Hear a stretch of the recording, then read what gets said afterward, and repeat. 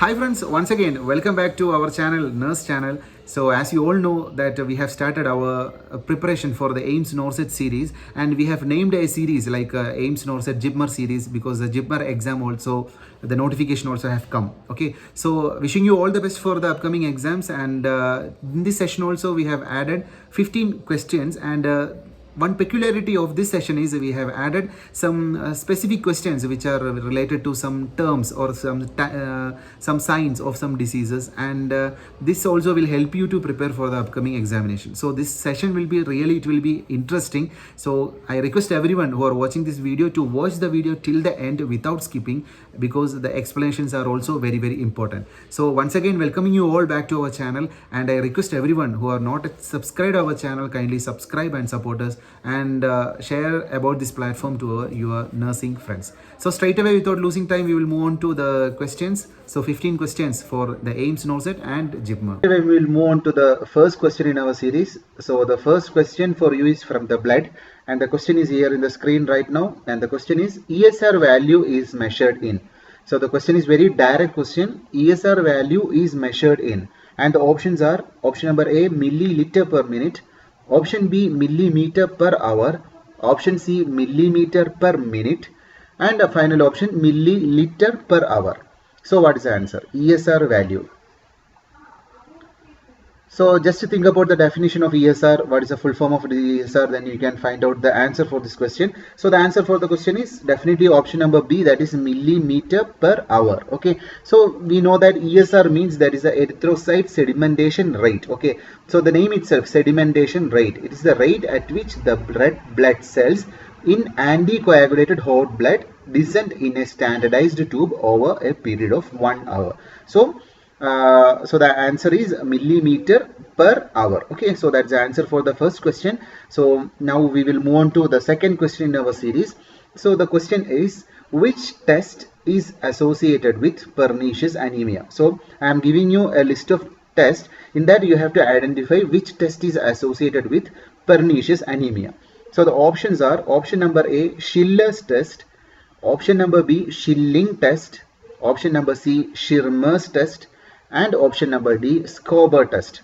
So options are slightly some resemblances are there between the options. So find out the answer.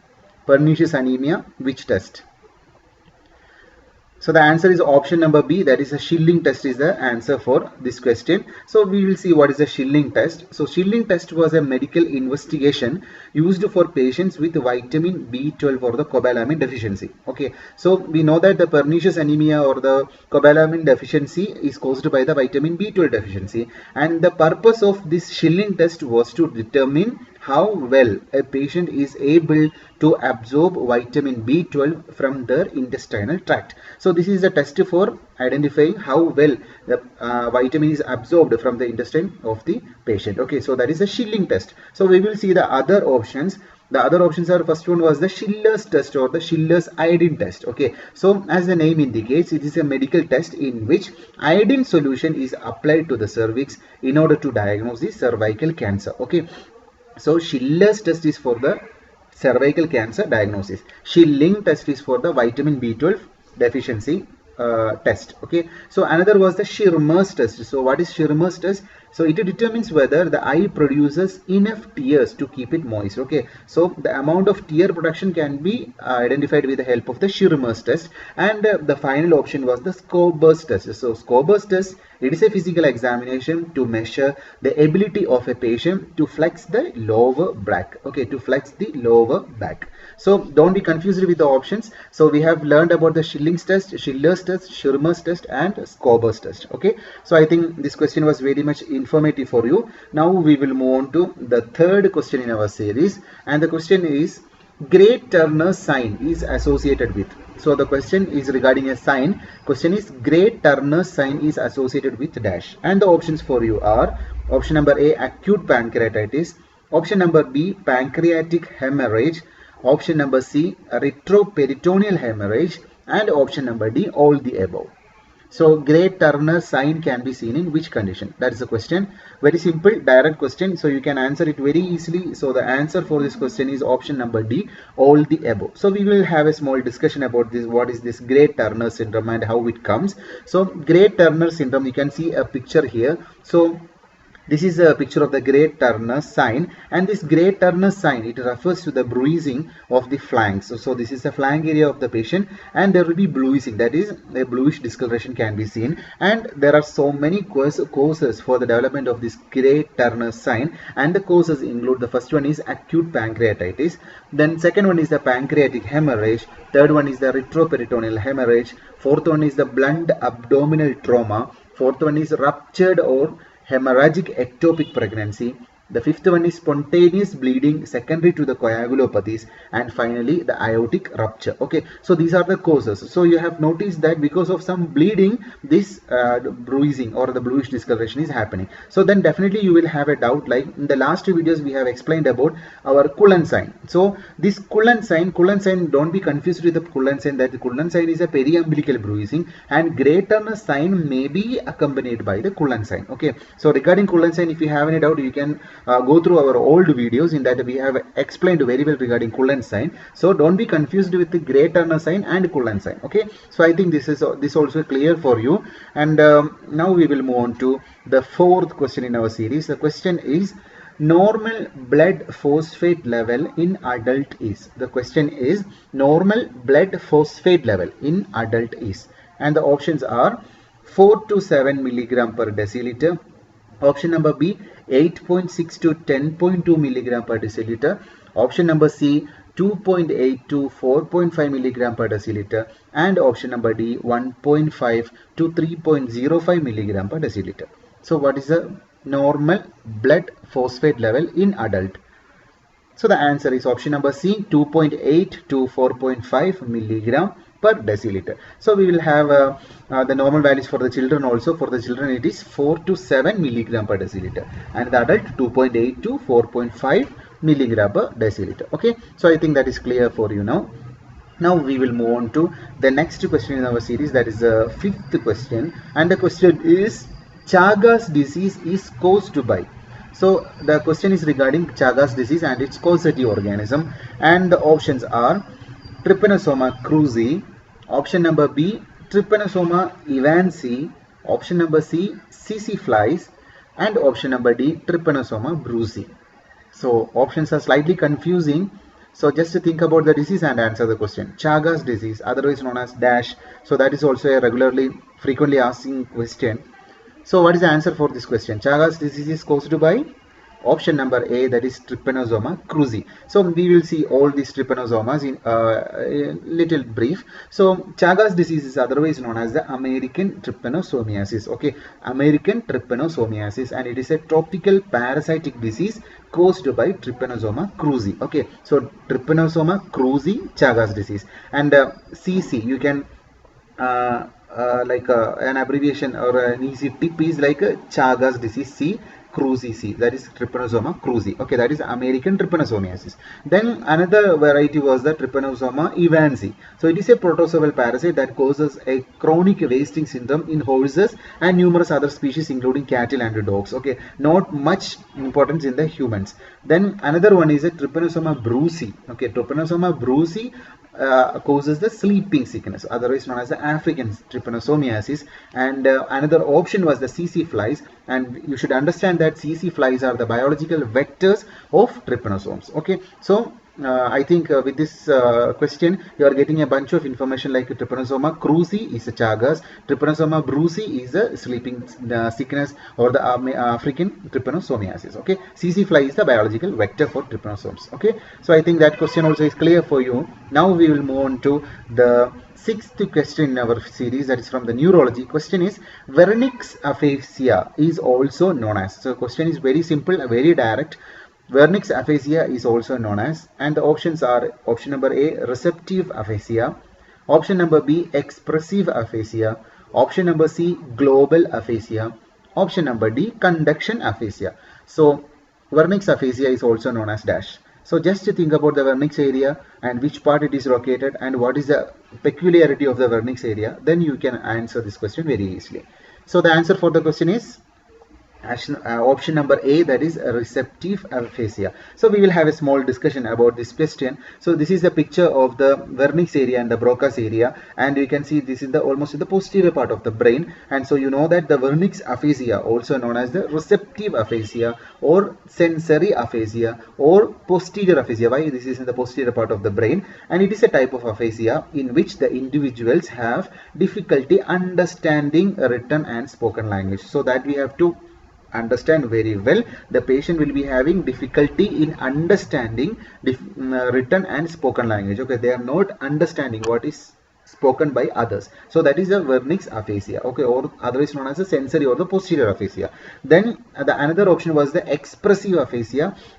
Okay, so expressive aphasia, otherwise known as the Broca's aphasia. Okay, so this is affecting the Broca's area, and it is a type of aphasia which is characterized by partial loss of the ability to produce language spoken and manual or written, although comprehension generally remains intact. Okay, so you should understand between the difference of receptive and expressive. Here the expression is getting affected, that is it is characterized by partial loss of the ability to produce the language, whether it is spoken, manual or written, and here the comprehension generally remains intact. There the understanding is in the receptive aphasia, what was the problem is the understanding, the comprehension itself was problem. Okay, here expression is the problem. Okay, so that is otherwise known as the Broca's aphasia. Then two more options were there, and that one was the global aphasia. So as the word indicates, global aphasia means it is a severe form of non-fluent aphasia which is caused by the damage to the left side of the brain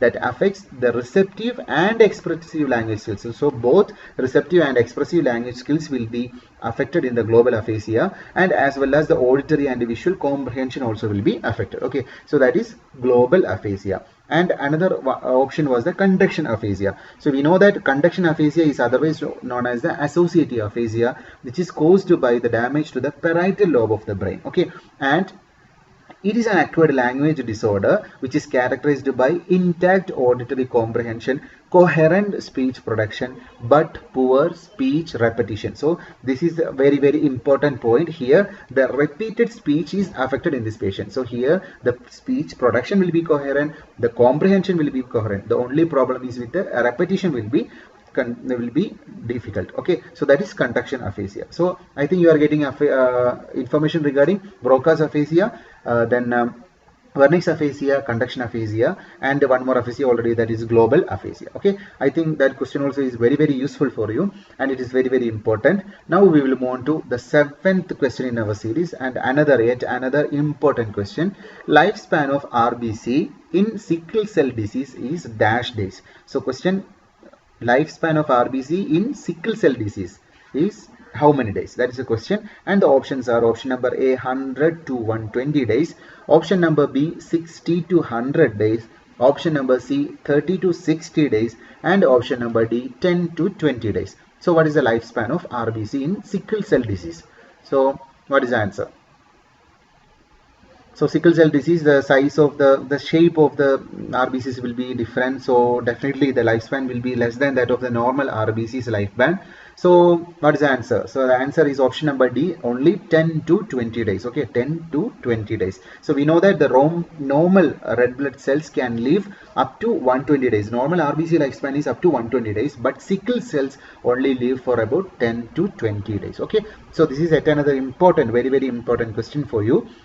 I think that also is clear for you. Now we will move on to the next question, that is the 8th question in our series. So this question is regarding a breathing pattern. Okay, so this dash is an abnormal pattern of breathing characterized by variable tidal volume, random apneas, and no regularity. So you should read the question very carefully, very, very carefully, because you can there are chances that you can make mistake in this question. So the question you should read very carefully: abnormal pattern of breathing, variable tidal volume, random apneas, and irregularity. It's not regular. So the options for you are, the first one is the Kussmaul's respiration, option number B Cheyne-Stokes respiration, option number C, Biote's respiration, and option number D, apnoistic respiration. So don't make mistake in this question. You should read the question very carefully. Here the tidal volume is variable.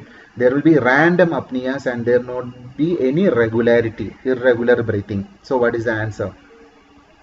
So the answer is option number C, not B. Option number C, that is Biote's respiration. So we will have a discussion about these types of respirations. So we can see, first you just see the diagram here. So this is the graph of the normal breathing. This is for the change strokes breathing, and this is for the Biote's breathing. So I will explain regarding the Biote's breathing first. So Biote's breathing, otherwise known as the ataxic breathing. Okay, so it is an abnormal pattern of breathing which is characterized by variable tidal volume. So we can see here the tidal volume. See how the respiration is.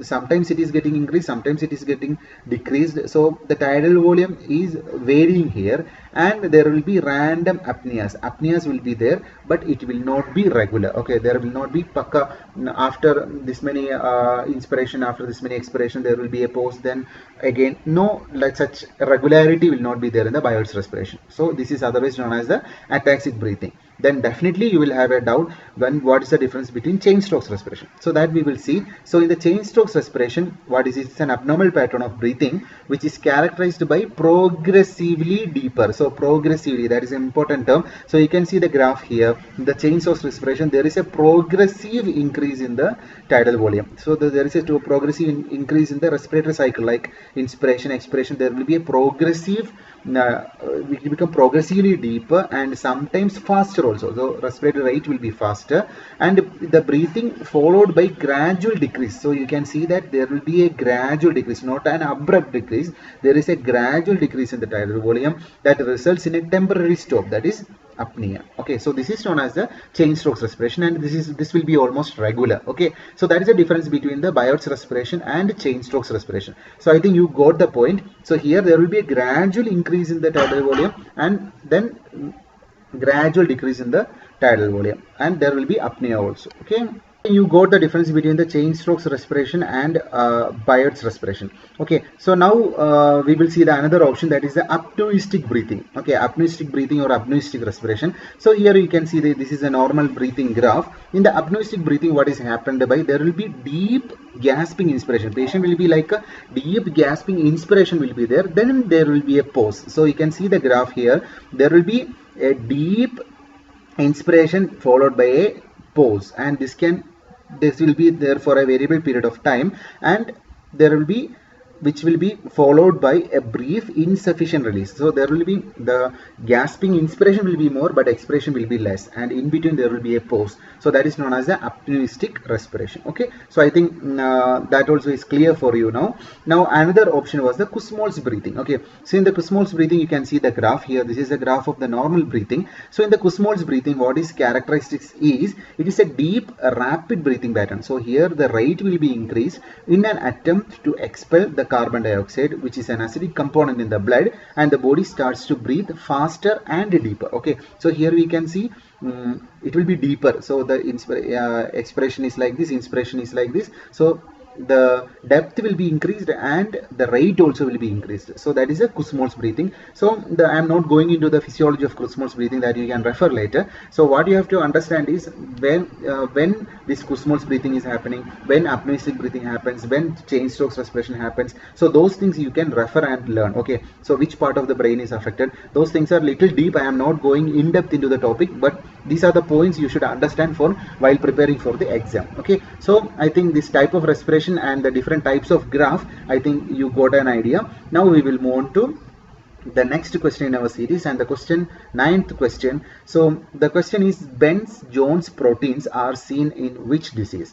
So Bence Johns proteins can be seen in which disease and where it can be seen? So that may be another question, whether it is in the blood, urine, or in the sputum. Okay, so Bence Johns proteins are seen in which disease? That is the question now, and the options are, first one is multiple sclerosis, option number B, Parkinson's disease, option number C, myasthenia gravis, option number D, multiple myeloma. So what is the answer? Bence Johns proteins can be seen in multiple myeloma. That is the answer. Option number D is the answer. So Bence Johns protein, it is a globulin protein which is suggestive of multiple myeloma, and they are found in urine. Okay, Bence Johns proteins can be detected in urine of multiple myeloma diagnosed patients. Okay, so now we will move on to the next question in our series, that is the 10th question. So the question is, reflex irritability in APGAR scoring is marked with which alphabet? So you should understand what is APGAR and each letter what it indicates. So the question is, reflex irritability in APGAR scoring is marked with which alphabet? And the options are option number A, P, option number B, G, option number C, A, and option number D, R. So in which alphabet indicates reflex irritability? So you may get confused with the options. So the answer is option number B, that is G. Okay, so we will see APGAR stands for A for appearance, that is the skin color of the patient. Then P for the pulse, that is heart rate of the patient, of the child. Then grimace, G for grimace, which stands for the reflex irritability of the baby. Then A for the activity, one more A, that is activity, that is the muscle tone of the baby. And final R stands for the respiration. Okay, so you may be confused with this R. The question was regarding the reflex irritability. So you may think about R, but it is not R, it is G. Okay, so please understand, APGAR, A stands for appearance or skin color, P for the pulse rate, G for the reflex irritability or grimace, A for the muscle tone activity, and final R for the respiration. So additional information what you have to learn in APGAR scoring is what is the minimum score, what is the maximum score, then what is the score range, and the respiratory status of the patient. Okay, what is the status of the baby after birth? Okay, so these things you can refer later. So that's all for this question right now. Now we will move on to the 11th question in our series. The 11th question, Aschoff bodies can be seen in which disease? So the question is, Aschoff bodies can be seen in which disease? And the options are option number A, rheumatoid arthritis, option number B, osteoarthritis, option number C, rheumatic fever, option number D, valvular heart disease. So Aschoff bodies can be seen in which disease? So what is the answer? So the answer is option number C, that is a rheumatic fever. Okay, Aschoff bodies can be seen in rheumatic fever. So what is this Aschoff body? These Aschoff bodies, they are nodules found in the hearts of individuals with rheumatic fever. And how it happens means they result from the inflammation in the heart muscles and are characteristics of the rheumatic heart disease. Okay, so that's all regarding the Aschoff bodies. I think that also is clear for you. Now we will move on to the 12th question, which is a picture based question for you. So your task is to identify the reflex which I have shown in the picture in the screen. So the examiner is eliciting which reflex? That is a question for you, and the options are option number A, biceps, option number B, triceps, option number C, brachioradialis, and option number D, Achilles. So what is this reflex?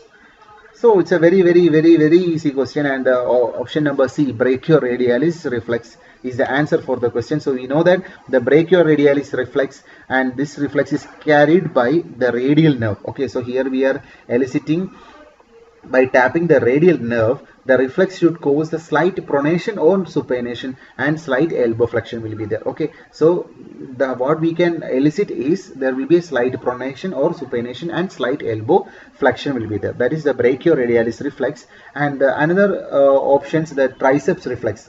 This is the way we have to elicit the triceps reflex, and it's a deep tendon reflex, and it elicits the involuntary contraction of the triceps brachii muscles, and there will be sudden contraction of the triceps muscles, and which causes the extension, and it indicates a normal reflex. Okay, if there is an extension while tapping, then that indicates a normal response. Okay, so that is a triceps. Then next one is the biceps reflex. So see, this is the picture of the biceps reflex and how we have to elicit, and by tapping the biceps brachii muscle, that what we can see is a flexion of the forearm will happen. Okay, so this dotted line, there will be flexion of the forearm, that is the biceps reflex. And the final option was the Achilles reflex, otherwise known as the ankle jerk reflex, and it occurs when the Achilles tendon, so here comes the Achilles tendon, is tapped while the foot is dorsiflexed. So foot will be dorsiflexed by first, then tapping of the Achilles tendon will be done, and what will happen is there will be reaction like this. Okay, so this is the ankle jerk reflex or the Achilles reflex. Okay, so I think that question also is clear for you. Now we will move on to the 13th question in our series, and the question is, histamines are released from dash. So it's a basic biology. Histamines are released from dash, and the options are option number A, macrophages, option number B, neutrophils, option number C, basophils, and option number D, eosinophils. So what is the answer? Histamines are released from. So the answer is option number C, that is basophils. Okay, answer is basophils. So we will we have to understand what the other cells are important for. So the mast cells and the basophils are represents the most relevant source of histamines in the immune system. Okay, so the most relevant source of histamine in the immune system is mast cell and basophils. Then other things, that macrophages, they are the tissue resident or infiltrated immune cells, critical for the innate immunity, normal tissue development, homeostasis, and repair of damaged tissue. And neutrophils, it expresses and releases the cytokines. Okay, so cytokines by the neutrophils. Macrophages are the, you know, that infiltrated immune cells critical for the innate immunity. And already what we have explained, that is the basophils and the mast cells. The peculiarities are the production of histamine in the immune system. Okay, so I think that question is also clear for you. Now we will move on to the next question in our series. So the next question for you is the 14th question, the second last question. Blood circulation was discovered by whom? So the question is very simple, very direct. Blood circulation was discovered by whom? So the options are option number A, Edward Jenner, option number B, Louis Pasteur, then option number C, William Harvey, and option number D, Alexander Fleming. So who discovered blood circulation? So what is the answer? Simple, very simple question. Answer is option number C, William Harvey. Okay, so the other personalities like Edward Jenner, you know that the smallpox vaccine, the world's first vaccine, was developed by Edward Jenner. Louis Pasteur, known as the father of microbiology, and Alexander Fleming discovered the first antibiotic, that is a penicillin. Okay, so I think this also is useful for you. Now we will move on to the last question in our series, and this is regarding Becks triad is associated with dash. The question is, Becks triad is associated with dash, and the options are pulmonary edema, option number B, pulmonary effusion, option number C, cardiac tamponade, option number D, myocardial infarction. So in which disease we can see Becks triad? So the answer is option number C, that is cardiac tamponade. So we will see what is a Becks triad and what all things are involved in that. Becks triad, it is a collection of 3 medical signs associated with acute cardiac tamponade, and the signs are low arterial BP. Okay, so low BP, hypotension, then distended neck veins, the jugular veins, and distended muffled heart sound. Okay, there will be distant muffled heart sound. So these are the 3 signs: low BP, distended neck veins, and muffled distended heart sounds, which is a sign of cardiac tamponade, together known as the Becks triad. Okay, so with that we are coming to the end of this session. So this 15th question, as I told in the beginning, we have chosen some questions which are very much peculiar for their names and signs, test, etc. Okay, so I think these questions definitely will help you for your upcoming exams. So once again, thanking you all for watching the video till the end. So kindly stay in touch, kindly keep in touch for the next video to come. Till that time, just signing out. See you soon.